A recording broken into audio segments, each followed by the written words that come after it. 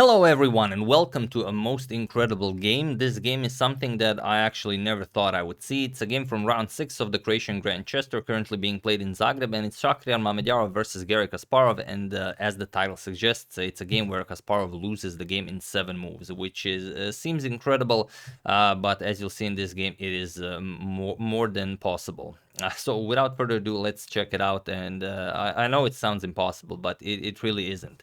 So Mamedyarov with the white pieces opens with d4, and it's gonna be a really normal opening. We have d5 by Kasparov, c4, the queen's gambit is on the board, we have d captures on c4, he accepts the queen's gambit, and now e3. So not going for the straight knight to f3, first e3, and Kasparov takes this opportunity to push e5 immediately. The knight has not been developed to f3, so you have the option of playing this e5 move. Even though knight to f6 is more playable, e5 is also a very common move. So here we have knight to f3, now with an attack on the e5 pawn, and Kasparov simply captures on d4. So we have e captures on d4, and now Mamedyarov captures with the bishop. The bishop captures on c4, and now it's possible to play this with black, but it's almost crucial to play bishop to b4 check here, and only after, let's say, bishop d2, captures, then play knight f6, then we're gonna castle, and then everything is fine for black. However, after this bishop captures on c4, Kasparov rushed with knight to f6,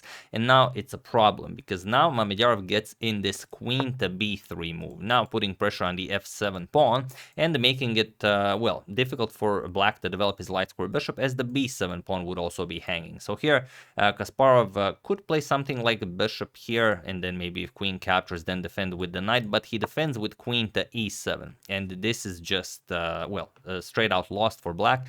So feel free to pause the video here and try to find this incredible move that wins the game for white. It's the only move that wins the game for white, while I give you a couple of seconds.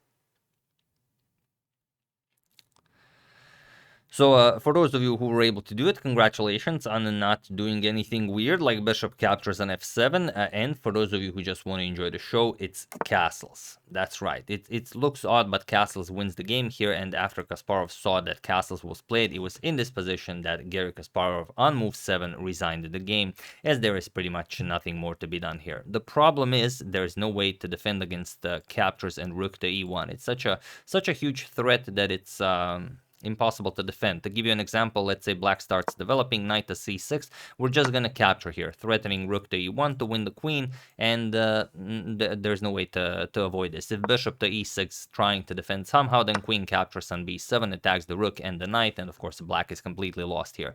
One good option for black here exists, and it is to keep the e file closed. It's to push d3, but this also poses huge problems for black. Just knight g5, now there's a triple attack on the f7 pawn, and again, not much to be done here. If bishop to e6 now, trying to defend, it still exposes the b7 pawn, so we're just gonna capture this. It's not a problem, just knight captures on e6, f captures, and queen captures on b7.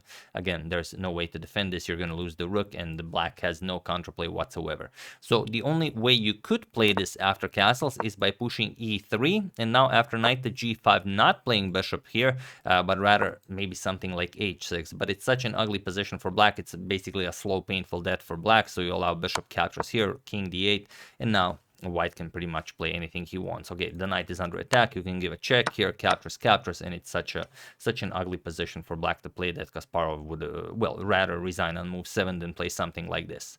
So incredible as it is, Mamedyarov castled on move 7, and it is in this position that Garry Kasparov resigned the game, who suffers his 5th loss in 6 games of the blitz section.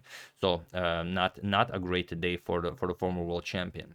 So yeah, like I said, this is something that I never thought I would see, but as I always say, in chess anything can happen, and in this game it once again did happen.